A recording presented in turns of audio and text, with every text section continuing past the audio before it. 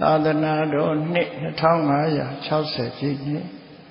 ကောဇာတက္ကရာ1388ခုနှစ်ပြာသူလဆန်း9ရက်2019ခုနှစ်ဇန်နဝါရီလ6ရက်မန္တလေးတိုင်းဒေသကြီးမဟာအောင်မြေမြို့နယ်ပေါင်းလဲတိုက်မဟာအောင်မြေရွှေသားလျောင်းဓမ္မဗိမာန်တော်ကြီးအတွင်ရှင်ကျင်းပပြုလုပ်အပ်သည်မမြို့စေမိသားစု၏အဋ္ဌမအကျဉ်းမြောက်ဓမ္မပူဇာအထူးဓမ္မသဘင်အခမ်းအနား၌ဥညွတ်အေးတော်ကြည်ရင်နှင့်သာသမီများမေတ္တာရွှေဆိုင်မိသားစုတို့၏အမတအထာဏအဖြစ်ဖြင့်ဟောကြားအပ်သောကံတရားဤတုံ့ပြန်သည့်သဘာဝအကြောင်းတရားဒေသနာတော်ဒီနေ့ညတပါးသဘင်ခန္ဓာကိုရွှေဘုန်းတော်သခင်ရှင်တော်မြတ်ဖရာ၏မဟာကရုဏာကုံကိုအာယုံပြုကာတိကျူဖွဲ့ဆိုအပ်သောဝန္ဒနာပနာမအာတိတဂါထာကိုရွတ်ဆိုပူဇော်ခြင်းဖြင့်စတင်ကြရအောင်ယောကပ္ပကောတိဟိပိယပမိယံကာလံကရွန်တောတိဒုက္ခရာတိခေရံကတောလောကဟိတယာနာထောနမောမာကာရုဏိကတတတ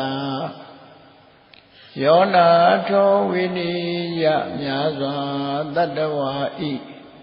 ချမ်းသာစီးပွားလိုလားတောင်းတဂုံပေါင်းခါသည်ဖြင့်နာထမြညာခြင်းရှင်တော်မြတ်ဖရာသည်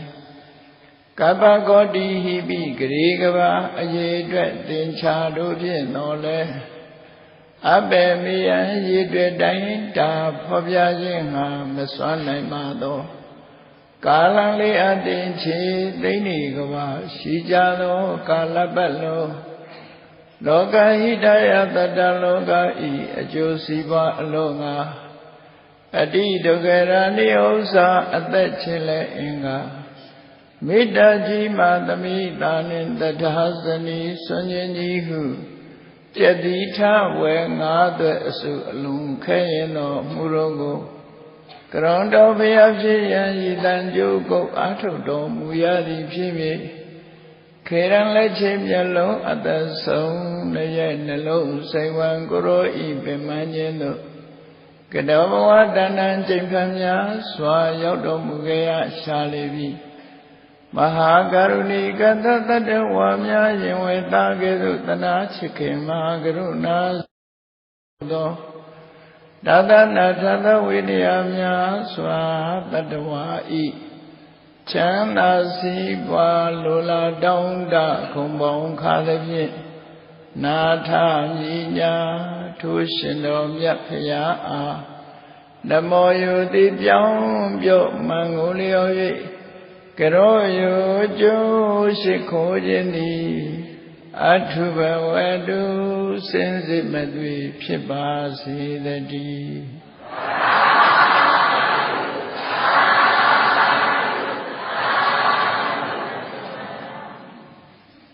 ကံတရားဤတုံ့ပြန်မှုသဘာဝဘုန်းကြီးတို့နေ့စဉ်နဲ့အမျှလူတွေဟာစိတ်ထဲကကြံတွေးခြင်းအမှုနှုတ်ကထုတ်ဖော်ပြောဆိုခြင်းအမှုကိုယ်ရင်းလက်ရောက်ပြုလုပ်ခြင်းအမှုလို့ဆိုတဲ့ဒီအမှုကိစ္စတွေဟာကမ္မလို့ဆိုတဲ့အလုပ်တွေပဲဖြစ်တယ်အဲ့ဒီအမှုကိစ္စတွေဖြစ်ပေါ်နေခြင်းဟာစေရနာလို့ဆိုတဲ့တွန်းအားစိတ်ထဲမှာဖြစ်ပွားနေတဲ့စေတသိက်တရားလို့ဆိုတဲ့သဘာဝတရားတွေရဲ့စွမ်းအားကြောင့်ဖြစ်ပေါ်နေတာတွေလားဖြစ်တယ်ပေါ့ action လို့ခေါ်တဲ့လူတွေရဲ့လှုပ်ဆောင်မှုဆိုတဲ့နေရာမှာစိတ်နဲ့ကြံတွေးတာပါတယ်အဲ့ဒါကိုမနောကံလို့ခေါ်တယ်စိတ်နဲ့ကြံတွေးပြီးလှုပ်ဆောင်မှုကြောင့်နှုတ်ကထုတ်ပြောတယ်ဝစီကံလို့ခေါ်တယ်ကိုယ်ဒီလက်ရောက်လုပ်တယ်ကာယကံလို့ခေါ်တယ်အဲ့ဒီဖြ ဖြစ်စဉ်အနေနဲ့ပြောမှဆိုရင်မနောကံဝစီကံကာယကံဒေသနာအစဉ်နဲ့ပြောရင်တော့ကာယကံဝစီကံမနောကံကာယကံဆိုတာထင်ရှားတာတခုစတင်ပြီးတော့ပြောပြီးကာယကံဝစီကံမနောကံလို့မနောကံဆိုတာတော့တခြားပုဂ္ဂိုလ်တိုင်းသိနိုင်ခြင်းမရှိဘူးပေါ့ကာယကံရှင်ကိုယ်တိုင်သာသိပြီးနောက်ဆုံးမှာသူများစိတ်ကိုသိစွမ်းနိုင်တဲ့စေတောပရိယအပင်ဉာဏ်ရတဲ့ပုဂ္ဂိုလ်မျိုးသာမနောကံဆိုတာကိုသိရှိနားလည်နိုင်တယ်ပေါ့လူတွေဟာနေစဉ်နဲ့အမျှမနောကံဖြင့်ကြံတွေးခြင်းကံမြောက်အောင်ကြံတွေးခြင်းဝစီကံနဲ့ဖွင့်ဟပြောဆိုခြင်းနဲ့ကာယကံမြောက်ပြုလုပ်ခြင်းဆိုတဲ့အလုပ်တွေကိုလုပ်ကြတဲ့အခါအမှားတွေရှိတယ်လို့အမှန်တွေလည်းရှိအမှားတွေတွေးမိတယ်အမှားတွေပြောမိတယ်အမှန်တွေအမှားတွေကိုလုပ်မိတယ်ဆိုရင်အကုသိုလ်ကာယကံလို့ခေါ်တယ်။သို့မဟုတ်ဒုစရိုက်လို့ခေါ်တယ်။ဆိုးဝါးတဲ့အကျင့်တစ်ခုလို့ဒီလိုပြောတာမကောင်းတဲ့အကျင့်တစ်ခုကောင်းတာတွေကိုတွေးတယ်ပြစ်ကင်းတာတွေကိုတွေးတယ်ပြစ်ကင်းတဲ့အပြောအပြစ်ကင်းတဲ့အလုပ်တွေဆိုလို့ရှိရင်ကောင်းတဲ့ကုသိုလ်ကံတွေဖြစ်တယ်အဲ့တော့ကောင်းတဲ့ကံနဲ့မကောင်းတဲ့ကံဒီနှစ်ခုလုံးဟာလူတွေရဲ့စိတ်အစဉ်မှာရှားရှိသွားတာပဲဖြစ်တယ်စိတ်ထဲကဖြစ်သည့်အတွက်ကြောင့်ကာယကံမြောက်လုံးလိုက်ပြီးဆိုရင်လေကမ္မပဋ္ဌလို့ခေါ်တဲ့အကြောင်းတရားတစ်ခုအနေနဲ့ကံလမ်းကြောင်းနဲ့ရောက်သွားတယ်နှုတ်ကထုတ်ပြောလိုက်ပြီးဆိုရင်လေဝစီကံဆိုတဲ့ကံလမ်းကြောင်းနဲ့ရောက်စိတ်ကစိတ်ကူးလိုက်တဲ့အခါမှာတချို့ကိစ္စတွေဟာကာယကံမြောက်ဖြစ်သွားကံမြောက်အောင်ဖြစ်သွားတယ်ပေါ့အဲ့ဒီနေစဉ်နဲ့အမျှကံတရားတွေဟာလူတွေရဲ့တဏ္ဍာမှာစုမိဆောင်းမိဖြစ်လာ accumulation လို့ကံတရားတွေဟာလူတွေရဲ့ရင်ထဲနှလုံးထဲမှာဖြစ်ပေါ်လာအဲ့တော့ရင်ထဲနှလုံးထဲဆိုတာဘယ်နေရာလို့ပြောရမှာလဲလို့ဆိုလို့ရှိရင်စိတ်ဖြစ်စဉ်လို့ပြောစိတ်တတဏ္ဍတိလို့ဆိုတယ် mental process လို့ခေါ်တယ်စိတ်ဖြစ်စဉ်ကြီးထဲမှာစွမ်းအားတတ္တိတွေဟာ24ပစ္စည်းထဲမှာပါတဲ့ကမ္မပစ္စယောဆိုတဲ့အမည်နဲ့ဖြစ်လာတယ်ဥပမာဘာနဲ့တူတော့ဆိုလို့ရှိရင်တပည့်ကြီးဟာအပွင့်နေပွင့်ပြီးအသီးသီးလိုက်ပြီးအသီးသီးလိုက်တာနဲ့တပြိုင်နက်ထိုအသီးထဲမှာပါတဲ့အစေထဲမှာအပင်ပေါက်နိုင်တဲ့စွမ်းရည်တတ္တိတွေရောက်ရှိလာတာဖြစ်တယ်အဲ့ဒီစွမ်းရည်တတ္တိတွေဟာမြေရည်အကူညက်နောက်ထပ်ပင်မျိုးတွေပြန်ပွားလာဖို့ဖြစ်လာထို့တူပဲလူတွေရဲ့တဏ္ဍာမှာကံတရားတွေဟာရှိပြီးတော့နေကြဘယ်မှာရှိတုံးလို့ဆိုရင်စိတ်အစဉ်ထဲမှာရှိတယ်လို့ဒီလိုပြောတာပေါ့နော်စိတ်စဉ်ထဲမှာရှိတယ်ဆိုတဲ့ကံတရားဟာဘယ်နေရာမှာလို့ထောက်ပြပြီးပြောဆိုလို့တော့မရတဲ့အနေအထားမျိုးရှိတယ်ဘယ်မှာရှိတယ်ဘယ်မှာမရှိဘူးလို့နေရာ location နဲ့ပြလို့မရဘူးစိတ်အစဉ်မှာရှိတယ်လို့သာဒီလိုပြောရစိတ်အစဉ်မှာရှိနေတဲ့ကံတရားတွေဟာအကြောင်းတိုက်ဆိုင်လာလို့ရှိရင်အကျိုးပေးဖို့အစဉ်နဲ့ဖြစ်လာကံရဲ့စွမ်းအားတွေဟာတစ်ခုနဲ့တစ်ခုတူညီမှုမရှိကြဘူးတချို့ကံတရားကဒီဘဝမှာတင်အကျိုးကိုထုတ်လုပ်ပေးတဲ့ကံတရားမျိုးကဒိဋ္ဌဓမ္မဝေရဏိယလို့ခေါ်တယ်ဒိဋ္ဌဓမ္မဆိုတာကိုတွေ့နေရတဲ့ဘဝလက်ရှိဘဝဝေရဏိယအဲ့ဒီကံတရားရဲ့အကျိုးကိုခံစားရတယ်လက်ရှိဘဝမှာလည်းပဲအကျိုးပေးတဲ့ကံမျိုးကိုဒိဋ္ဌဓမ္မဝေရဏိယလို့ခေါ်တယ်ကောင်းတာနဲ့လည်းသက်ဆိုင်တယ်ကုသိုလ်နဲ့လည်းသက်ဆိုင်တယ်မကောင်းတဲ့အကုသိုလ်နဲ့လည်းသက်ဆိုင်တယ်ဟောတချို့ကံကြဒိဋ္ဌဓမ္မဝေရဏိယကံဆိုတာသူ့ရဲ့သက်တမ်းသူ့အကျိုးပေးနိုင်တဲ့အတိုင်းအတာတစ်ခုဟာဒီဘဝနဲ့ကန့်တတ်ထားတာဖြစ်တယ်။နောက်ဘဝကြာရင်တော့သူအကျိုးပေးမှာမဟုတ်ဘူး။ဒီဘဝမှာပဲအကျိုးထုတ်လို့ ဥပမာဘာနဲ့တူတယ်လဲလို့ဆိုလို့ရှိရင်မြေကြီးပေါ်စိုက်တဲ့အပင်လေးတွေကိုကြည့်ပေါ့ကော်ဖီပင်တို့ဒီဟင်းသီးဟင်းရွက်စိုက်ပျိုးထားတဲ့အပင်လေးတွေဟာပေါက်လာပြီးလို့ရှိရင်မကြခင်ပဲဒီအသုံးပြုလို့ရတဲ့အနေအထားမျိုးဖြစ်တယ်ကြာရှည်မခံဘူးနှစ်တူအတွင်းမှာရက်တူအတွင်းမှာပဲသူဟာသူကိစ္စပြီးဆုံးသွားတာပဲဖြစ်တယ်အဲ့ဒါလိုပဲကံတရားဟာသီးနှံမျိုးစုံပင်လေးတွေလိုပဲ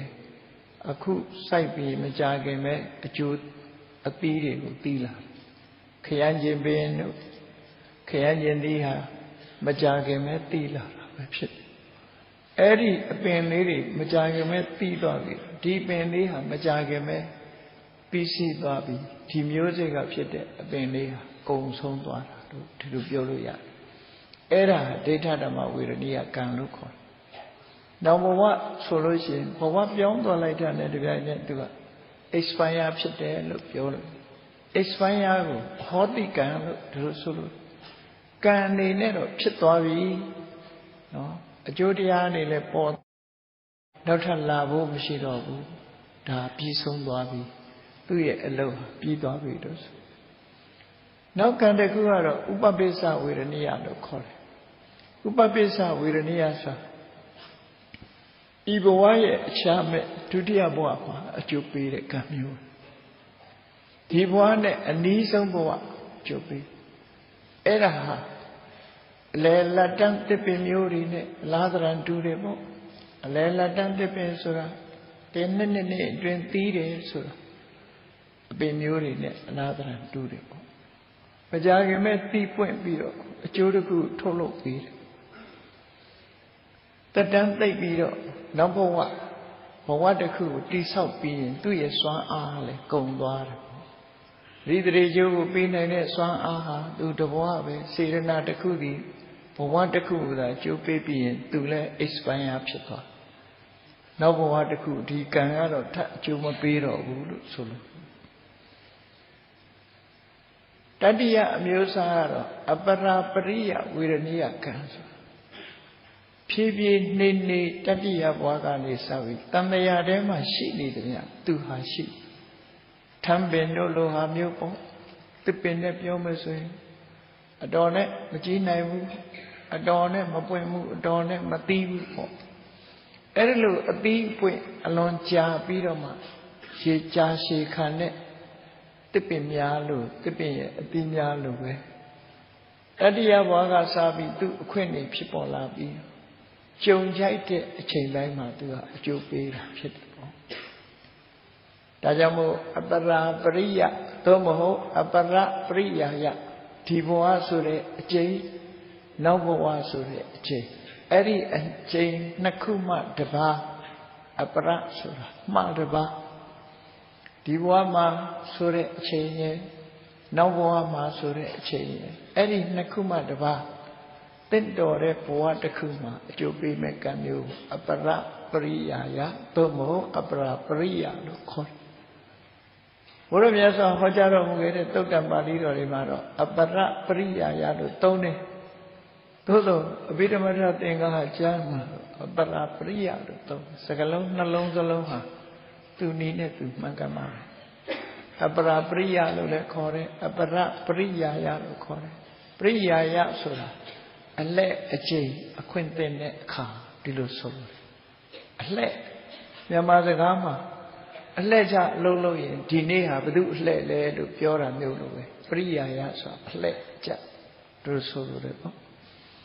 အဲ့ဒီလိုကံတရားတွေဟာ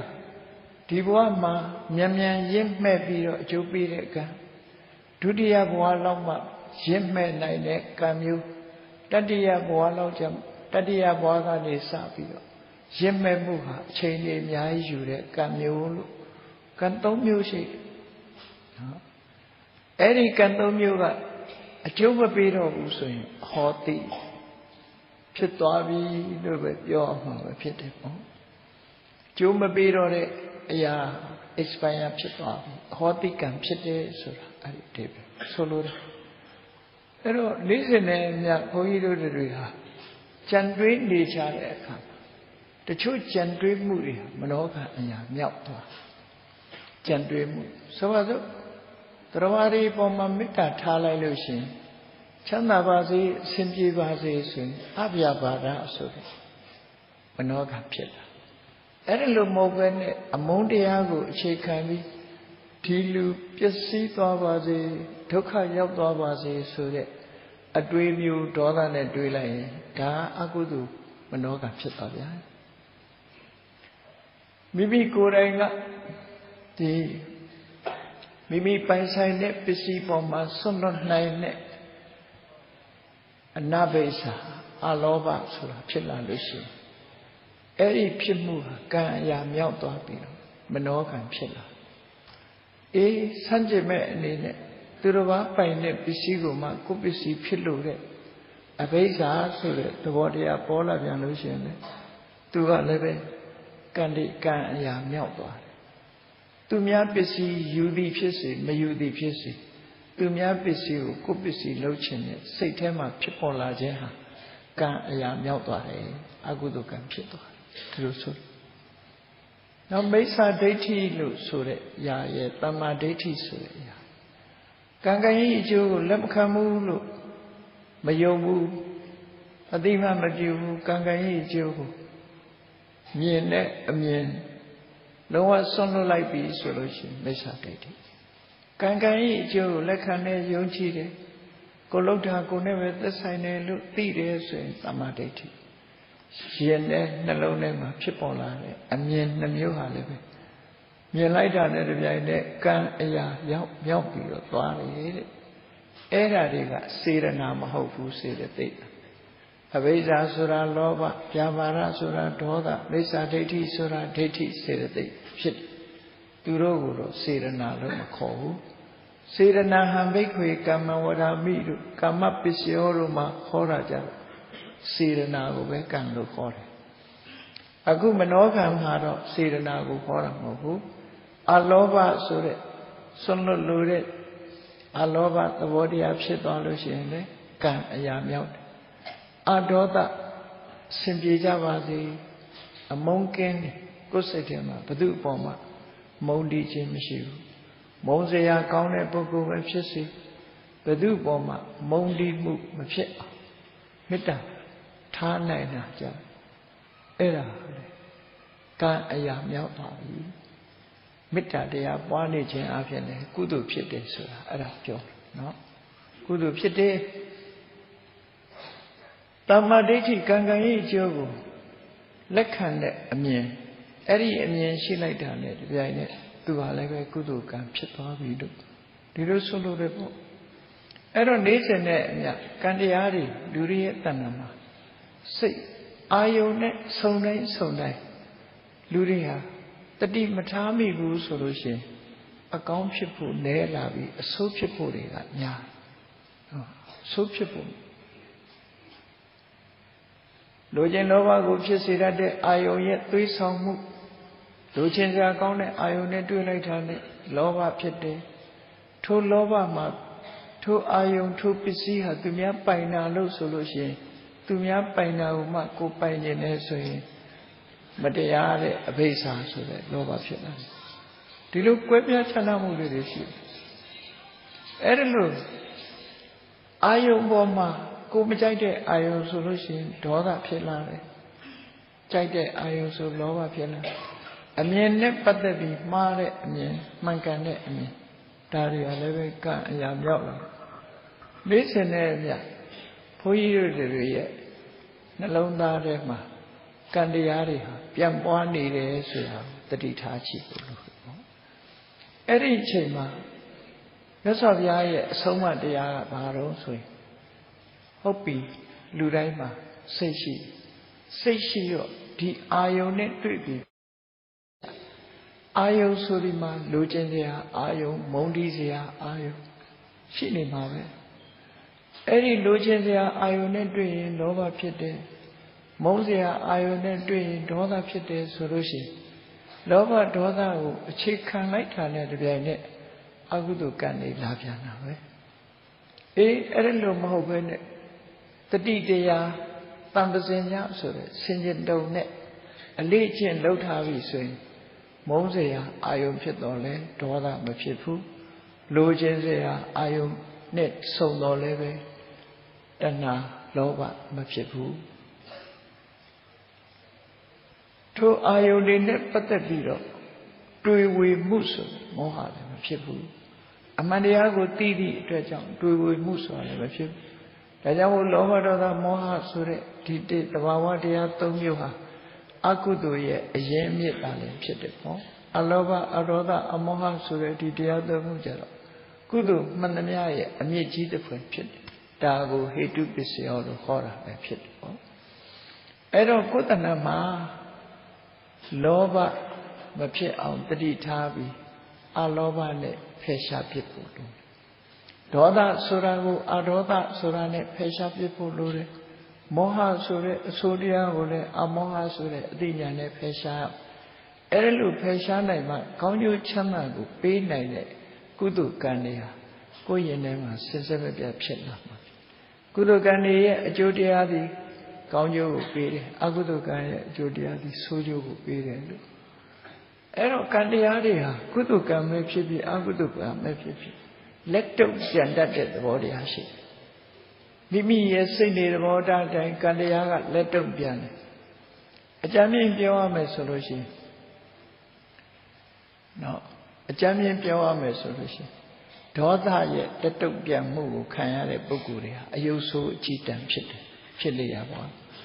မေတ္တာရဲ့လက်တုပ်ပြန်မှုကိုခံရတဲ့ပုဂ္ဂိုလ်တွေဟာဖြစ်လေရဘဝမှာရုပ်အစဉ်လှပတာမျိုးဖြစ်တယ်ဒီလိုဆိုဒေါသကြီးလို့ရှိရင်ရုပ်ဆိုးတယ်မေတ္တာရှိလို့ရှိရင်အဒေါသဆိုတဲ့အမုန်းတရားကင်းစင်လို့ရှိရင်အစဉ်လှပတယ်ဒီလိုဆိုရပေါ့အဲ့တော့ဒီကံတရားတွေဆိုတာအကောင်းကပဲဖြစ်ဖြစ်အဆိုးကပဲဖြစ်ဖြစ်ကိုယ်ရင်နဲ့ဖြစ်လာတဲ့ကံတရားတွေဟာ reaction လို့ခေါ်တဲ့တုံ့ပြန်မှုတွေရှိတယ်အမတ်တမဲ့မနေပဲနဲ့တုံ့ပြန်မှုတွေကလာမှာပဲတုံ့ပြန်လာပြီဆိုရင်အဆိုးတရားတွေအဖြစ်များလို့အဆိုးတရားတွေရဲ့တုံ့ပြန်မှုဟာဆိုးကျိုးတွေပဲဖြစ်အကောင်းတရားတွေကိုယ်တဏ္ဍာမှာကုသိုလ်တရားတွေဖြစ်ရင်ကုသိုလ်တရားရဲ့တုံ့ပြန်မှုကတော့အမြဲတမ်းမှဒီစိတ်ချမ်းသာဝဲရာကောင်းကျိုးချမ်းသာတွေနဲ့တုံ့ပြန်တာပဲဖြစ်ဆိုပါစို့ဒါနကောင်းမှုတွေ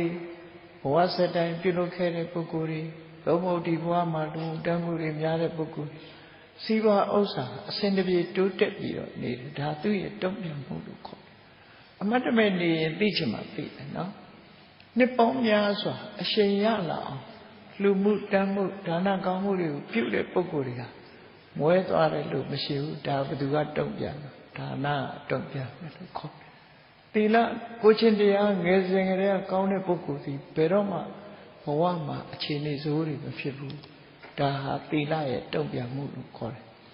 တတိတွေပညာတွေတိုးတက်လာတယ်တိုးတက်အောင်လေ့ကျင့်တဲ့ဒါဘာဝနာရဲ့တုံ့ပြန်မှုလို့ခေါ်တယ်အဲ့ဒီလိုအခြေခံတုံ့ပြန်မှုကအစပြီးအစစ်မြင့်တဲ့တုံ့ပြန်မှုတွေရောက်လာဘဝဟာလူဘဝကနေပြီးတော့လူဘဝတဲ့ချမ်းသာတဲ့နတ်ဘဝနတ်ဘဝကနေပြီးနတ်ဘဝတဲ့ချမ်းသာတဲ့ဗြဟ္မဘဝလူချမ်းသာနတ်ချမ်းသာဗြဟ္မချမ်းသာတို့နဲ့နှိုင်းရှင်လို့မရတဲ့နောက်ဆုံးမှာထာဝရတည်မြဲတဲ့ချမ်းသာဒုက္ခလို့ဆိုတဲ့နိဗ္ဗာန်ချမ်းသာဒီ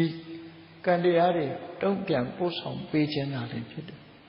အဲ့ဒီလိုကောင်းတဲ့ကုသိုလ်ကံတွေကတုံ့ပြန်တတ်တယ်လို့မကောင်းတဲ့အကုသိုလ်ကံတွေကလည်းဆိုးကျိုးနဲ့လက်တုံ့ပြန်တတ်တယ်ဆိုတာတတိထားကြရမှာဖြစ်တယ်ကိုယ့်ရဲ့နဲ့ဖြစ်လို့ဘာမှမထီရောက်မဖြစ်တော့ဘူးလို့မအောင်မိတ်နေနဲ့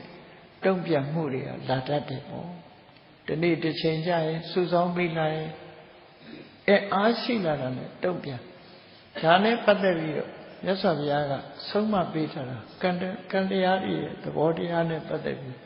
မြတ်စွာဘုရားဆုံးမတဲ့စကားလုံးလေးကိုမှတ်သားကြည့်တာနော်ယာနိကရောတိပုရိသောတာနိအတ္တနိပတ္တတိပုရိသောဆိုတာများသောအားဖြင့်ယောက်ျားလို့ပြန်အဲ့တော့အမျိုးသမီးတွေမပါဘူးလို့မအောင်မေ့လိမ့်မယ်ဒီလိုဆိုလိုတာမဟုတ်ဘူးပုရိသဆိုတဲ့စကားလုံးကတရဝလို့ဆိုလို့ပုဂ္ဂလဆိုတာ ਨੇ တူတူပဲယမယံခါပုရိသဆိုတာပုဂ္ဂိုလ်ရည်ညွှန်းတာတက်ရှိပုဂ္ဂိုလ်တွေ Yani karoti purito tani adani patati. Kuluthari, kulukhere yariha, kutanama tuyame. Dakanjamaya don't be another body. Kuluthari, kutanama tuyame, drusul. Loka lurishi really. Viva wana, lusera, viva nabasi, and muifala jara fede. No? The Chojaro Tualare, the Chojaro Tuamalau, the Hadogia Munu Kore. Yosen Lare, Yosen Malau, the Deshire, the Dure, Pisiosa Bore, Muere, Taria Dogia Munu Kore. Pinya Chimare, Pinya Nepare, Taria Dogia. Good look at Aria. Go Bomba, Labiro, Tin Hatney, Lusolo. Man, she would buy Yala Lucy. Go see the Poha, Manema, a 18 the way. Go look at it, Candiari, go ye Sidi the Morari, don't be a moha, good than a much polari. Da Kanjamaya, don't be a net of our water cool. Nama, you know, Luria, a Mamatian so no, Matija, Todo, don't be a Muria, yes, she needed so 3 times. Oh, yes, of Yana, Dago Shensheni Hora. Purito, the Rawadiaha, Yani Karoti, to look at Candy, Yani Karoni, Tani, to look at Candiha, to look at Candy go utterly patati, go by Pian Tuya, Jerusalem. Go look at, go tweet me. Go look at Dine, go Pian Twilly. So I go to that Tokian, so to me at that Talushin, go Tamedu Pola. To be able to see Madia, you ain't go to see Piesi. But they are think hard of them. To the Watamia saw Galushi. And there some Lumomia Jens or the Topia move. Go be Dasuma, La to Tatana Mupsella. Lenya Bioso, go home, they are so Kaya Murigasa. A penga so the Siedo Kali, Topia. We see was Raleigh Koya, Chilia Boama, you and Nam Chichi. A bang charging so that in don't be an average. We say what got something like this way, a you number one may of who a belly may of who, Lubo, Nabo, Dinya Sirebo Muama, Dinya Shishi, Lulogama, Kenya Shipo, Mupilla. Dariha, Kanjamaya, don't be a moody, Druso. Luga the letter Jana Mobu. Retaliates, Candiaga, little pianist, or the Taja. I know, yes, of Yaga Holly. Tenshare Ugamalin Yadit and Wapati, Peace and Dadit and Heritage Plan. Go cite music aliosa. Any music allowed to the Atigo Yare, truth. Yadit and Webade peace and Dadit and had a deep. Kalayana Kari Kalayana Baba Karisa Babaka. Kauna Lode Luha, Kauna Netria me, Kaunjo Yam. Makauna Lode Bokuha, Makonjo Yale Bens. A change the Kuda, Quachamushi. Yamaro, Deja Pay, Jerusalem. Yodi Ejido, Young Repsatana Mahoku. So was it. Magamu Aguduri look video. Lubuaga Neviro. Teresa Moa, Chechin Yagana Muro, Machipu Bo. E. Divoa Sunda Dalushi, Kanjamariga, Sound Nature. Yes, of Yaga, Dido, Kudu Diariha, Nabuaga, Nico, Joso needed so that David horror sheep. No. Kudu Diariga, go, Joso needed. No. Ponyali, Adikananti, Pian Yadewa Agata. Sirat Pawati, Puri, and Durador Tuti Magata. Wilane did that Tobi Siva Osa Sham, Yamla de Pukudu, Sweetie Muriga, Chusu Jade. Eri Chusu the Luve, Lubua Magudu Gauri, Lote Pukurio. Ho, Kaunia Tudi Bumwadiga, Chusu Limada Fitable. She got then Ja, then Suralu, Konyu Chanaria, go, your limpy, Sansa Nature. Told you where Magamu in level Edelu, Chusu Nijama, a sorry got Jura, a Kanga Jura, Dido, the milk with Yacha.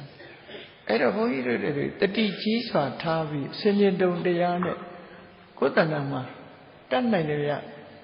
မကောင်းတဲ့စိတ်နေသဘောထားတွေကိုချိုးနှိမ်ပြီးကောင်းတဲ့စိတ်နေသဘောထားတွေဖြစ်အောင်ကြိုးစားကြရမှာဖြစ်တယ်ပေါ့။ဘာကြောင့်လဲဆိုရင်ကံတရားရဲ့လက်တုံ့ပြန်မှုတွေရှိတယ်ဆိုတာသိပြီးတော့ကံတရားရဲ့လက်တုံ့ပြန်မှုတွေကိုကြောက်ရွံ့ပြီးတော့မိမိကိုယ်တိုင်ကအကောင်းတွေလုပ်မယ်ဆိုရင်အကောင်းနဲ့ပဲတုံ့ပြန်ခံတာဖြစ်တယ်။အဲ့ဒါကိုပြောတာယာနိပုရိယာနိကရောတိပုရိသောတာနိအတ္တနိပတ္တိကိုလှုပ်ထားတွေကိုတွေ့ရလိမ့်မယ်လို့သူဆိုကလျာဏကာရီကလျာဏံပါပကာရီစပါပကံကောင်းတာလို့ရင်ကောင်းတာတွေ့မယ်မကောင်းတာလို့ရင်မကောင်းတာတွေ့မယ်ယာတိတံဝပတိပိစံတာရိတံဟရတိဖလံကိုစိုက်တဲ့မျိုးစိဓမ္မစိစိုက်ရင်ဓမ္မပင်ဓမ္မသီးတရေစိစိုက်ရင်တရေပင်တရေသီးဒီလိုတဘာဝအတိုင်းကိုယ်တဏ္ဍာမှာဖြစ်ပေါ်လာမှာလို့ဒီလိုမြတ်စွာဘုရားကံတရားနဲ့ပတ်သက်ပြီးဟောကြားဆုံးမထားတာရှိတယ်ပေါ့။အေးဒါနဲ့ပတ်သက်ပြီးတော့သင်္ကန်းစာယူเสียဇာတကစတိုရီလေးတစ်ခုမှတ်သားကြည့်ကြရအောင်။ဇာတကစတိုရီအကောင်းဘက်ကပြတာကတော့ထင်ရှားလို့အဆိုးဘက်ကကံတရားရဲ့တုံ့ပြန်မှုတွေဘယ်လိုတုံ့ပြန်တတ်သလဲဆိုတာကိုလို့တဲ့အတိုင်းမကောင်းတဲ့တုံ့ပြန်မှုတွေလာရက်တွေအကောင်းတွေကတုံ့ပြန်မှုတွေကတော့ထင်ရှားပါတယ်ကောင်းကျိုးချမ်းသာတွေရသွားတဲ့ဇလန်းတွေများစွာရှိတယ်ပေါ့ဟုတ်ပြီဒီမြတ်ဗုဒ္ဓရဲ့လက်ထက်တော်အခါကာလတုန်းကကောတမိပြည်ကိုအုပ်ချုပ်တဲ့ဥဒေနာမင်းဆိုတာရှိတယ်သူဟာဒီစောင်းနဲ့ပတ်သက်တဲ့လိမ္မာကျွမ်းကျင်မှုဆင်ကိုဖမ်းတဲ့နေရာမှာလိမ္မာကျွမ်းကျင်တဲ့ဟဋ္ဌိကန္တဆိုတဲ့ဆင်တွေကိုညှို့ပြီးတော့စောင်းတန်ပေးလိုက်လို့ရှိရင်တောဆင်ရိုင်းနေပဲဖြစ်ပါစေသူစီရောက်လာကြအိန္ဒိယနိုင်ငံရဲ့ထူးဆန်းတဲ့ဒီမန္တမန္တရာညှို့တတ်တွေရှိကြအားလုံးကလားဇကာအိန္ဒိယဇကာတွေကြည်ဘူးတယ်ဆိုတွေ့ကြလိမ့်မယ်နော်ဘူးဒီသေးသေးလေးလိုပလွေတစ်ခုကိုမှုတ်လိုက်လို့ရှိရင်မွေတွေဟာပြေးလာကြတယ်လေမှုတ်လိုက်တဲ့အတန်ကြားတာနဲ့မွေတွေဟာဝေးလံတဲ့ဒေသကကြားတဲ့မွေတွေမှန်သမျှအကုန်လုံးဒီအတန်ရှိအောင်အပြေးလာရောက်ကြထို့တူပဲအဲ့ဒီဥဒေနာမင်းကြီးကဟဋ္ဌိကန္တဆောင်းတဲ့ဟဋ္ဌိကန္တမန္တန်အဲ့ဒီတချင်းမန္တန်ကိုရွတ်ပြီးတော့ဒီစောင်းတန်လေးပေးလိုက်တာနဲ့တပြိုင်နက်တောဆင်ရိုင်းတွေဟာနားဆွင့်ပြီးသူရှိရာကိုရောက်လာကြဆင်တွေရောက်လာညှို့တတ်လို့ခေါ်တယ်ပေါ့ဟောဒီညှို့တတ်ကလည်းအမျိုးစုံရှိအခုခေတ်မှာ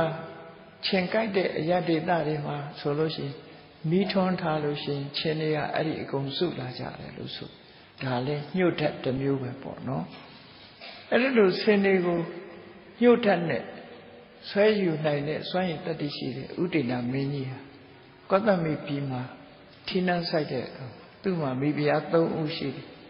သာမဝတီဆိုတဲ့နာမည်ဖော်တာ3ဦးသာမဝတီဆိုတဲ့မိဖုရားမာခန္ဒီဆိုတဲ့မိဖုရားနဲ့ဝါတုလဓတ္တာဆိုတဲ့မိဖုရားဝါတုလဓတ္တာဆိုတာဥစ္စေနီပြည်ကသန္နပိစ္ဆောတမင်းရဲ့သမီးအဲ့ဒီသန္နပိစ္ဆောတမင်းရဲ့သမီးဝါတုလဓတ္တာမိဖုရားနဲ့ရတဲ့သားကိုဘောဓိမင်းသားလို့ခေါ်တယ်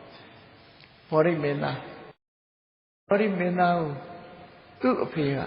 မြို့စားအဖြစ်ဘက္ခတိုင်းတုံတုမာရခိရမြို့ပေးလိုက်တာအဲ့ဒီမှာသူကမြို့စားဘဝနဲ့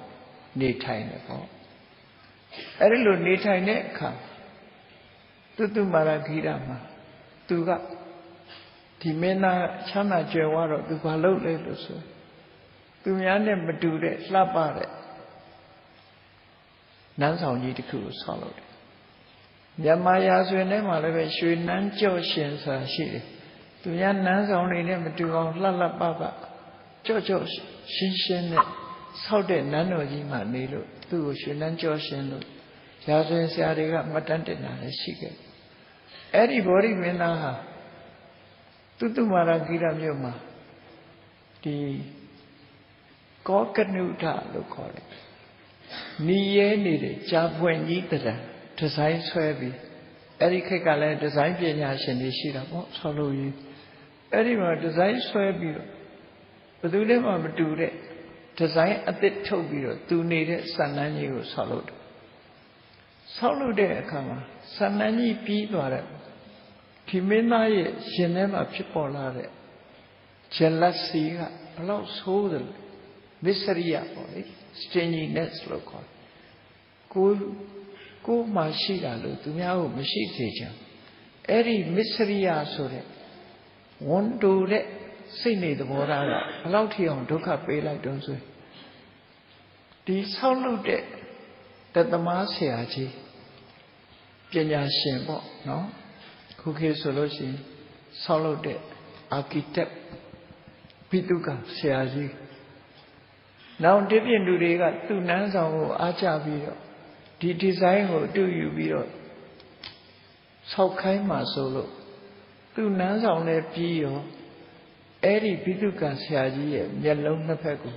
cá ông lâu biết lại bao giờ sẽ đến số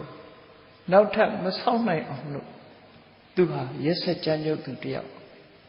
nhận lâu nó quen lên mấy ông từ hà lâu xong đấy nhà lâu phong biết lại để bỏ nó chỉ về chết cả bà rốt rồi tu nắng xong rồi để cha nắng xong rồi sắp về mà rồi ê nhà lâu này sẽ lại đã đòi đi tập dịch thả nhiều lên xí đặt đi nó tập dịch thả nhiều lên xí rồi nhà lâu phong nhà lâu biết thả xí mà bỏ nó tập dịch nó đủ ba tê mà bỏ nhà mà lưu yếu đi lối mà này để nhà để khui xí đây cô cháu giống đây nhau là chú chỉ chú biết thôi vô pa lấy mẹ thì trời sáng nay chỉ chú tôi đây ngã cháu vô pa mà rồi đi rồi tập biết lại rồi tập biết thì vô cái lối để thế nào mau vô tập khai ra vô pa mà ai chạy chỉ chú để vô này là chú để vô này tập khai ra vô bây giờ tất cả mấy thiên đấy đó cô á thì cô cháu chỉ là chú tôi lúc gì mấy ta để tha bị rồi tuပြန်လေကိုစားပေးဖို့သာရှိတယ်ပေါ့အဲ့ဒါလိုမဟုတ်ဘဲနဲ့ခြေကျိုးသွားတာငါလည်းခြေကျိုးကြီးနဲ့ဖြစ်နေတော့မှပဲဆိုရင်လူကနေပြီးတော့ချွတ်လိုက်လို့သေသွားပြီဆိုရင်ကိုယ်ဟာအသက်ခံရတဲ့ဝကြွေးပါပြန်လူကအသက်ခံလို့ဖြစ်အဲ့တော့လွဲမှားတဲ့အတွေးတွေတခါတရံလူအတိုင်းဝိုင်းနေမှာရှိကြပေါ့တိုင်းဝိုင်းနေမှာရှိဒါကြောင့်အဲ့ဒီလိုလွဲမှားတဲ့အတိုင်းဝိုင်းအတွေးတွေမရှိဖို့မတ္တမအရေးကြီးမတော်တဆဖြစ်မိသွားလို့ရှင်စေရနာမပါလို့ရှင် intentionally မဟုတ်ဘူးဆိုရင်ကံတရားကကိုယ်ကြောင့်ထိခိုက်သွားပြီမဲ့လို့ဒီအကုသိုလ်ကံကကိုယ်နောက်ကိုလိုက်မှာမဟုတ်ဘူးတာမဝတီတို့အမှုရှိတဲ့ဒီမောင်မမိတ်တန်တွေဟာတခုသောဘဝမှာရေချိုးရင်းကနေပြီးအမတန်ချမ်းတုံလာတဲ့အခါရေစိတ်မှရှိတဲ့ခြုံပုတ်ကြီးတစ်ပုဒ်ကိုမိတိုက်ကြတယ်မိတိုက်တဲ့အခါအဲ့ဒီခြုံအောက်မှာပြစ္ဆေကဘုရားမထေရမြတ်ကသမဘဝင်စားနေတာတိတ်တိတ်လူမမြင်အောင်အဲ့ဒီခြုံကြီးမိလောင်သွားတဲ့အခါသူတို့ဘွားကနဲ့ပြစ္ဆေကဘုရားကြီးပေါ်လာတော့ဘုရင်နန်းတော်မှာကြွားလေးရှိတဲ့ပြစ္ဆေကဘုရားကြီးမိရှို့လို့ပြန်တော်မူသွားပြီးငါတို့တော့မင်းပြစ်မင်းတန်တင့်တော်မှာပဲထင်းနေရှာကြဆိုပြီးတော့ဟိုကသေးတာမှမဟုတ်တာသမဘာဝင်စားအဲ့ဒါထင်းနေနဲ့ပုံပြီးမိတိုက်လိုက်တယ်အဲ့ဒီကြတော့ကံဖြစ်သွားစေရနာဆိုးနဲ့လည်းခုနတော့ကမတော်တဆဖြစ်တာမျိုးဟာအဲ့ဒီအချိန်မှာရှောင်ကျင်လိုက်မယ်ဆိုရင်ကံမမြောက်ဘူးသူတို့မိလောင်မှုသာဖြစ်ပြီးကံမမြောက်ဘူးတမင်မိပုံတိုက်တဲ့အခါကျတော့ပြစ္ဆေကဗုဒ္ဓကတော့ဘယ်သေးမလဲသမဘအတွင်းမှာမိလောင်သွားပြီသူတို့ကတော့မိလောင်ပြီးတော့အယိုးတောင်ပြာကျသွားပြီလို့ထင်ပြီးပြန်သွားကြတယ်နောက်တည့်မနေ့ကျတော့နန်းတော်ကိုကြွလာတယ်အဲ့ဒီလိုကံတစ်ခုကိုကျွလွန်ခဲ့တဲ့အတွက်ကြောင့်တာမဝတီဘဝမှာလည်းပဲသူတို့ဟာနန်းပြတ်သက်မိလောင်ပြီးတော့သိဆုံးသွားကြတာကံကြမ္မာဆိုတာကိုကတခါလုတ်ပြီမဲ့လို့အချိန်ချင်းခံစားရတာဘာကြောင့်သစ်ပင်ကကိုယ်ဆိုင်တုံးကဒစီတဲဆိုင်တာ အဲ့ဒီတစ်စီတဲ့စိုက်တဲ့တစ်ပင်ကတီးလိုက်တဲ့အသီးတွေကြတော့ဘလောက်သီးအများကြီးသီးတယ်လေတဲ့ပင်တစ်ပင်ဆိုထောင်ချီသီးတယ်နှစ်တိုင်းသီးနေမှာဆိုတော့ကိုစိုက်တာတစ်စီဆိုရင်တော့အများကြီးရအဲ့ဒါမျိုးလိုပဲကံတရားဟာကိုလှုပ်တုံးကစေရနာတွေမြောင်များစွာပါသည့်အတွက်ကြောင့်စေရနာတစ်ခုကံတစ်ခုနဲ့တွက်လိုက်မယ်ဆိုရင်မြောင်များစွာခံကြရတာဖြစ်တယ်ပေါ့ဒီလိုသဘောမျိုးဆိုလိုတယ်ပေါ့အဲ့ဒီလိုကံကြမ္မာတွေဟာစေရနာနဲ့လှုပ်ရင်တုံ့ပြန်သွားတတ်တယ်ပေါ့အဲ့ဒီဘောဓိမင်းသားဟာအလွန်ရက်ဆက်စွာမျက်လုံးတစ်ခုဖုတ်ထုတ်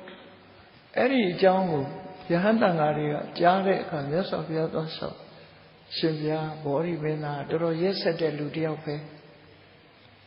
သူနန်းတော်ကိုဆောက်လုပ်ပြီးတဲ့ဆောက်လုပ်ရေးဘိတုကာဆရာကြီးမျက်လုံးကိုဖောက်ပစ်တယ်လို့သတင်းကြားပါတယ်ဆိုမြတ်စွာဘုရားသူဟာခုမှရက်ဆက်သူမဟုတ်ဘူးအတိတ်ဘဝတုန်းကလည်းအလွန်ပဲရက်ဆက်တဲ့ပုဂ္ဂိုလ်ဖြစ်ခဲ့ဘူးတယ်ဆိုပြီးမြတ်စွာဘုရားစာကြောင်းပြန်ဟောခဲ့တဲ့ဇာလန်းလေးတစ်ပုဒ်ဟာသင်္ကန်းစာယူစရာပဲဖြစ်အဲ့တော့ဒီဇာလန်းတွေကိုကြည့်မယ်ဆိုလို့ရှိရင်လူတွေဟာရက်ဆက်တဲ့နှလုံးသားရှိတဲ့ပုဂ္ဂိုလ်ဟာကိုယ့်ကိုယ်ကိုမပြင်ဘူးဆိုရင်နောက်ဘဝမှာလည်းရက်ဆက်တဲ့ပုဂ္ဂိုလ်ပဲထပ်ဖြစ်တတ်တယ်နော်ထပ်ဖြစ်တတ်အဲ့ဒါကြောင့်မို့လို့ဇေယိုက်ဆိုးတွေရှိရင်ကိုယ့်ကိုယ်ပြင်မှုလိုအပ်တယ်အမိုက်မျိုးတွေဟာဇေယိုက်ဆိုးကိုမပြင်ဘူးဆိုရင်အမိုက်မျိုးတန်တရားနဲ့ပဲသွားမှာပဲဒီလိုဖြစ်တာပေါ့အဲ့တော့မြတ်စွာဘုရားကဟောတာ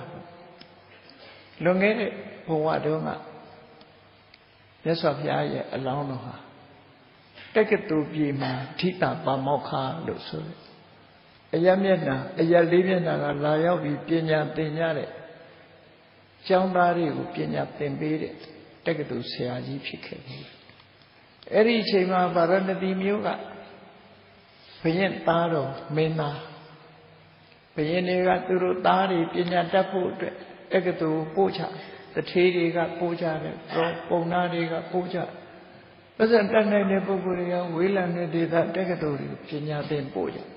ဒီကနေ့ခေတ်မှာလည်းမိမိတို့သားသမီးတွေမြန်မာပြည်ရဲ့တက္ကသိုလ်တီးတီးပို့ရုံနဲ့မကဘူးနိုင်ငံသားတွေထီအောင်ပို့ချဒီလိုပညာသင်မှုပို့ချအဲ့ဒါလိုပို့ဒီ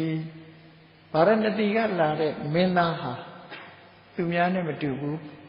သူကရက်ဆက်ကြမ်းချုပ်တဲ့အသင်္တရံတွေသူမှရှိတယ်သူရဲ့အင်္ဂယုတ်ရှိရင်တော့ရက်ဆက်မဲ့ပုံစံခုခေတ်လည်းပဲလူရဲ့အင်္ဂယုတ်ရှိပြီးတော့ခေါ်ကြတာတွေရှိတယ်နော်နှာခေါင်းကြီးပွားနေနှာဘွားကြမ်းကြုတ်တဲ့မြန်မာတိုင်းမှာဆိုဟုတ်လားမဟုတ်လားတော့မသိဘူးနော်နှာခေါင်းပွားတဲ့လူကကြမ်းကြုတ်တယ်ဒီလိုဆိုတယ်နော်ပြောကြအဲ့လိုသူဟာအင်္ဂယုတ်ကိုကြည့်ပြီးတော့ကြံတန်ရက်ဆက်ပြီးအနိုင်ကျင့်တတ်တဲ့စိတ်တွေသဘောထားတွေသူမှရှိအဲ့ဒါကိုဒီတဘောမကဆရာကြီးကအကဲခတ်ပြီးတော့ဒီမင်းသားဟာအန္တမနှလုံးသားရက်ဆက်ချမ်းချုပ်တတ်တဲ့နှလုံးသားရက်ဆက်တဲ့နှလုံးသားရှိတဲ့မင်းသားဒါပဲအကြောင်းမို့လို့သူ့ကိုမှကြိုတင်ပြီးတော့ဆုံးမဩဝါဒပေးမှပဲဆိုသူ့ကိုအထူး special ဆုံးမစကားကိုဆရာကြီးကပြောကြားခဲ့တာလေမှတ်သားစရာကောင်းဆရာကြီးကဘာပြောတယ်လဲဆိုမင်းသားကိုဥတည်ပြီးတော့သူ့ကိုဆုံးမနာယိတံနေသံဘဝိတ္တဗံဗြဟ္မတ္တအိုးဗြဟ္မတ္တမင်းသားလေးဒီအောင်မြင်မှုနော်ဒီအချက်တွေဟာယာတတံလို့မအောင်မေ့လေနဲ့တဲ့နာယိတံနေသံဘဝိတ္တဗံဒါထာဝရလို့မအောင်မေ့လေနဲ့ဘာတွေတုံးဆိုရင်ခေမံစိတ်နှလုံးငြိမ်းချမ်းမှုဆိုတာလေထာဝရမဟုတ်ဘူးတဲ့ဘေးရန်ခတ်သိမ်းကင်းငြိမ်းပြီးအေးစစ်စစ်နေနိုင်တဲ့ဘေးကင်းရန်ကွာဖြစ်နေတဲ့ဆိုတာလေထာဝရမဟုတ်ဘူးတဲ့သူဘိက္ခံစားစရာတောက်စရာတွေပေါ်ပြီးတာယာဝါပြောနေတယ်ဆိုတာလေထာဝရမဟုတ်ဘူးတဲ့ဒုက္ခတာကိုချမ်းသာခြင်းစိတ်ချမ်းသာခြင်းဆိုတာလေထာဝရမဟုတ်ဘူးတော့လူတယောက်ရဲ့ဘဝဟာအစဉ်ပြေးနေတာထာဝရမဟုတ်ဘူးလို့ဆိုလိုတယ် သူပဲဖြစ်ဖြစ်အယောင်းဝယ်လုပ်နေတဲ့ပုဂ္ဂိုလ်တွေလည်းအယောင်းဝယ်ကောင်းတဲ့ခါကောင်းဝယ်မကောင်းတဲ့ခါမကောင်းစိုက်ပျိုးရေးလုပ်တဲ့ပုဂ္ဂိုလ်တွေလည်းကောင်းတဲ့ခါကောင်းဝယ်မကောင်းတဲ့ခါမကောင်းဘယ်ရာမှထာဝရမဟုတ်ဘူးလူရဲ့ကျမ်းမာရေးဆိုတာရောထာဝရဟုတ်ကဲ့လားကျမ်းမာတဲ့ခါမာတယ်မကျမ်းမာတဲ့ခါမမာဒီလိုရှိဘယ်သူမှထာဝရအခြေအနေကောင်းတစ်ခုရနိုင်တာမဟုတ်ဘူးဆိုတာခေါင်းထဲမှာစွဲတော်အောင်ဆရာကြီးအဆုံးပါနော်အဋ္ဌိစေမအဟုတံပမုံလောကုသနာမှာအစင်မပြေမှုတွေအစင်ပြေမှုတွေကုံဆုံးသွားလို့အစင်မပြေမှုတွေရောက်လာပြီဆိုတော့မှယဉ်တိလက်ခခြေမကင်မိလက်မကင်မိမဖြစ်စေနဲ့တတိထားနေလို့ဆိုလို့တယ်နော်လူတွေဟာအဆိုးနဲ့တွေးပြီဆိုတဲ့အခါကျတော့ခြေမကင်မိလက်မကင်မိတွေဖြစ်ကုန်ဒီလိုပဲဖြစ်တတ်တယ်ကောင်းစားနေတဲ့အချိန်မှာတော့မေ့ကောင်းစားနေတဲ့အချိန်မှာကောင်းရလုပ်ဖို့မေ့နေတယ်ဒုက္ခရောက်ပြီဆိုတော့မှအမလီတောင်တွေးမြောက်တွေးဟွာတွေတွေးဒုက္ခရောက်ပြီဆိုတော့မှကုသိုလ်လုပ်ဖို့လည်းတတိယလာတတ်တယ်နော်အဲ့တော့ကုသိုလ်ဆိုတာအများနဲ့လို့ဆိုပါစို့ပွင့်ပွင့်လင်းလင်းပြောရမယ်ဆိုရင် medical check ကလုပ်လိုက်လို့ကိစ္စယောဂ 4th stage ရောက်နေပြီ6လပဲခံတော့ဆိုခြေမကင်ပြီလက်မကင်ပြီဖြစ်ကုန်အဲ့ကြမှာကောင်းတာလုပ်ဖို့စိတ်ဝင်စားလာကြဒီလိုအဲ့ဒါလို့မဖြစ်စေရဘူးခန္ဓာကိုယ်ဆိုတာအချိန်မီယောဂဝေဒနာဆိုတာရောက်လာနိုင်ချမ်းသာတယ်ယောဂကင်းတယ်ဆိုတာထာဝရမဟုတ်ဘူးတဲ့ကျမ်းမာနေတဲ့အချိန်မှာကောင်းတာတွေကိုလုပ်နေဖို့လိုအပ်တယ်ဒီလိုဆိုလို့နော်နာယိတံနေဆံဘဝိတဒီအချက်တွေထာဝရမဟုတ်အဲ့ဒီလိုထာဝရမှတ်ပြီးနေလို့ကောင်းတဲ့အခြေအနေကောင်းတစ်ခုလွန်မြောက်သွားပြီဆိုတဲ့အချိန်ကြတော့မှခြေမကင်မိလက်မကင်မိတွေးဝေမိန်မောတာမျိုးမဖြစ်စေနဲ့တဲ့ဘာနဲ့ဥပမာတူတော့ဆိုရင်ဘိနပလဝတာကရတ်ပေဝမစ္စပင်လေတဲ့သွားတဲ့အခါမှာကိုစည်းလာတဲ့ဖောင်းကိုစည်းလာတဲ့လှေကိုစည်းလာတဲ့သင်္ဘောပြတ်သွားတယ်လို့ပဲခြေနေစိုးနဲ့ကြုံပြီဆိုမှခြေမကင်မိလက်မကင်မိဖြစ်တတ်တယ်အဲ့ဒါလို့မဖြစ်စေနဲ့ဆိုပြီးတော့ဆုံးမဒါကဓိတပမောခဆရာကြီးကဆုံးမပြီးတော့ကံကြမ္မာရဲ့တုံ့ပြန်တတ်တဲ့သဘောကိုမြတ်စွာဘုရားဟောတယ်လို့ယာနိကရောတိပုရိသောတာနိအတ္တနိပတ္တိကိုလှုပ်ထားတဲ့ကိုပြန်တွေးလိုက်မယ် reaction လို့ခေါ်ကိုလှုပ်တာကိုပြစ်လိုက်တဲ့အရာတွေကိုစီပြန်ရောက်လာဩစတြေးလျမှာ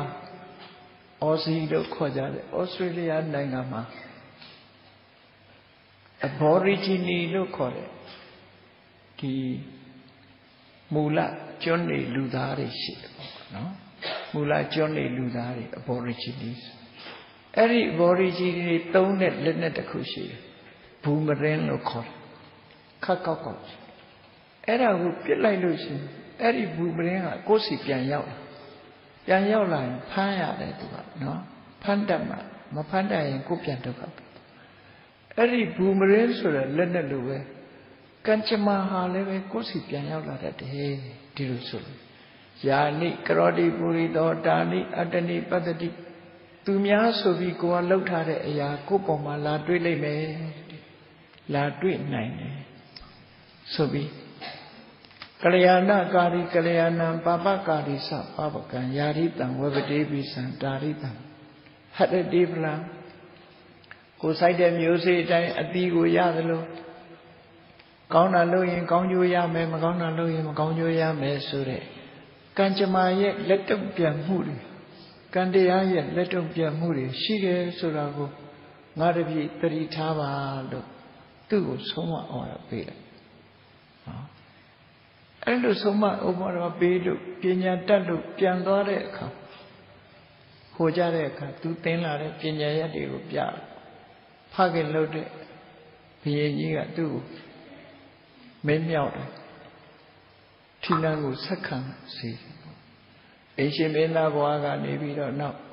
ဖခင်ကြီးမရှိတဲ့အခါမှာသူကမင်းဆိုးရာစာဖြစ်မင်းဆိုးရာစာဖြစ်တော့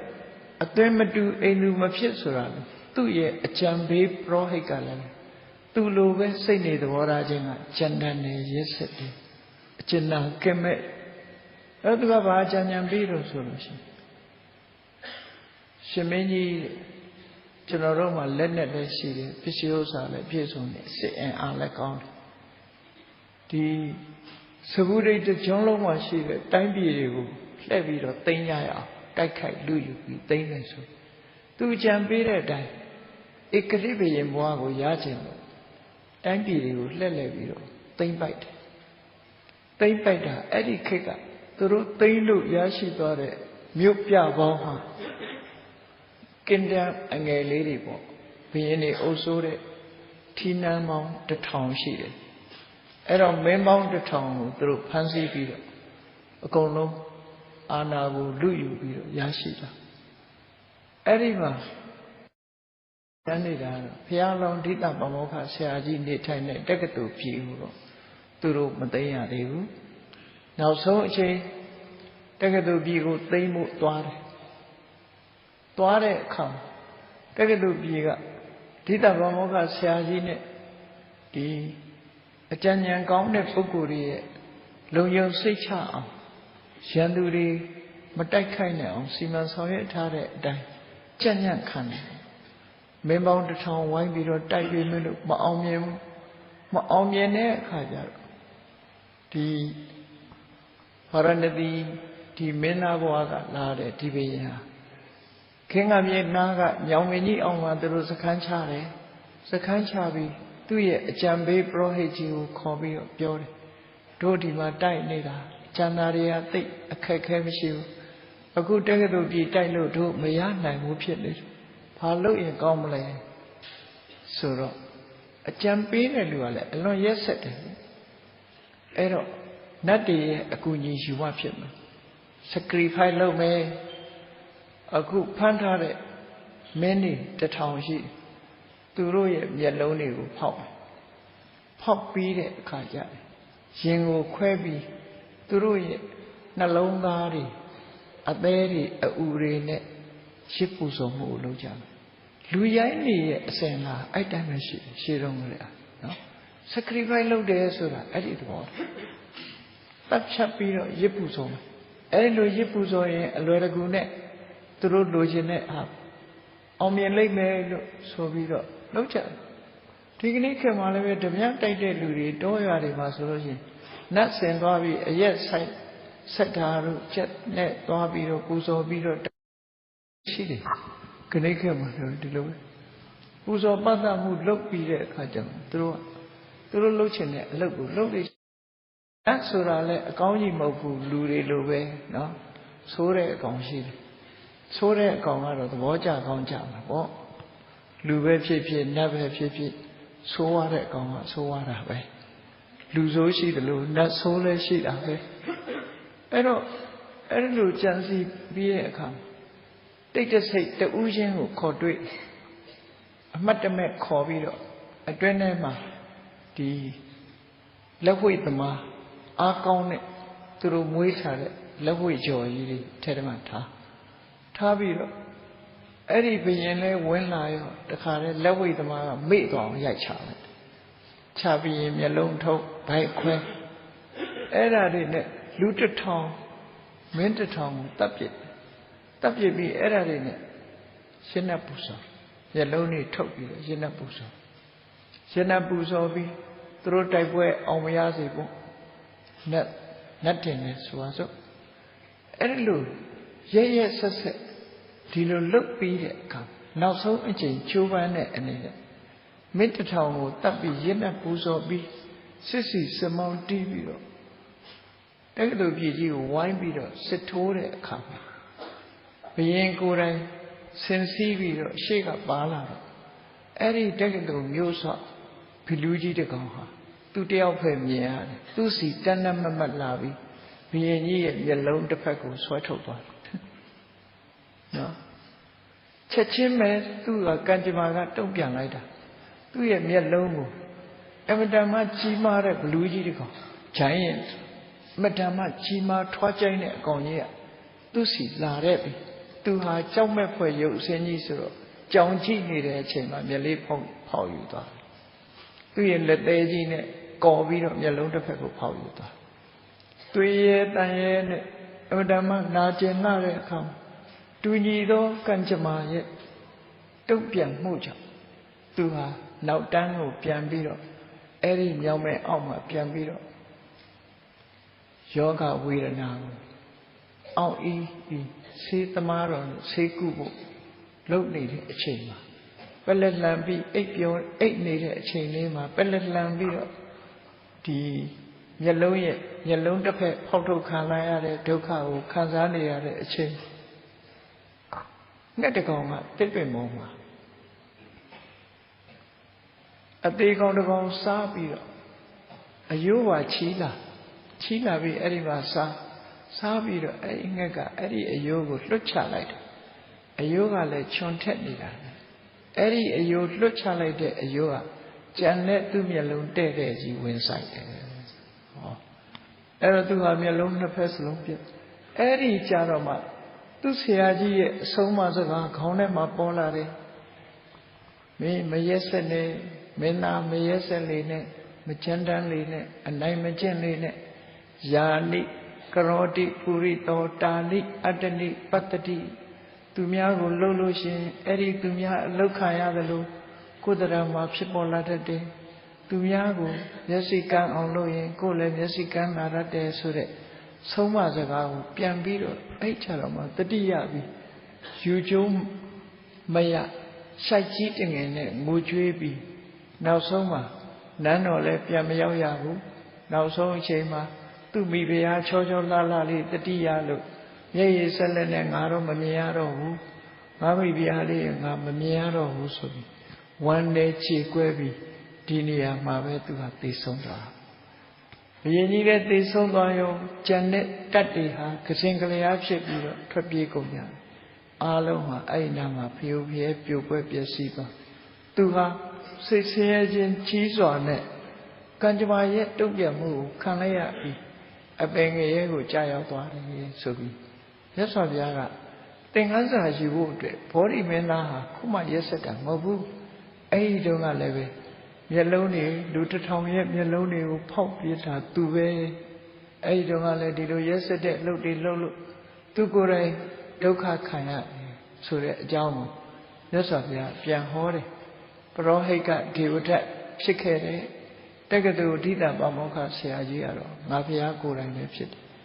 အေးဘဝဆိုတာတန်တရားကြီးထဲမှာကြုံတွေ့နေရတဲ့ဘဝတွေဟာဒုက္ခသစ္စာတွေပဲအဲ့ဒီဘဝကိုဖြစ်စေတတ်တဲ့တဏှာကသမုဒိယသစ္စာပဲ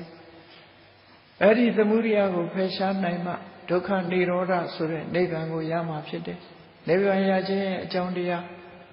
ဒုက္ခသမုဒိယကိုဖယ်ရှားနိုင်တာတော့မဂ္ဂင်၈ပါးအကျင့်တရားပဲဖြစ်တယ်လို့ယဟန်တော်တွေကိုသင်္ကန်းစာရဖို့အတွက်ကံကြမ္မာရဲ့တုတ်ပြန်တဲ့သဘောတရားတွေကိုဟောဒီစာတကမှာဝေနပါခဆိုတဲ့ဆက်ဟောကြားဆုံးမတော်မူခဲ့တာဖြစ်တယ်။ဒါကြောင့်မို့တရားချစ်ခင်သူတော်စင်ပြိဿအပေါင်းတို့မိမိတို့နေ့စဉ်ပြုလုပ်နေတဲ့ကံတရားတွေဟာအကောင်းနဲ့အဆိုးနှမျိုးရှိတဲ့အခါမှာအကောင်းကလည်းပဲကောင်းတဲ့တုံ့ပြန်မှုတွေလာတတ်တယ်အဆိုးကလည်းအဆိုးနဲ့တုံ့ပြန်တတ်တယ်ဆိုတဲ့ကံတရားရဲ့တုံ့ပြန်ခြင်းသဘာဝကိုတည်တည်ချာချာအလေးနဲ့စဉ်းစားပြီးတို့တွေအဆိုးကံတွေရဲ့တုံ့ပြန်မှုလက်တုံ့ပြန်မှုကိုမခံကြရအောင်တို့တွေရှောင်ရှားလို့ကောင်းတဲ့ကုသိုလ်တရားတွေကိုသာလေကြိုးစားကြရမှာဖြစ်တယ်လို့ဆွဲမြဲတဲ့တတိတရားဆင်ញင်တုံဉာဏ်ပညာဖြင့်ကြိုးစားအားထုတ်နိုင်ကြပါစေကုန်သတည်း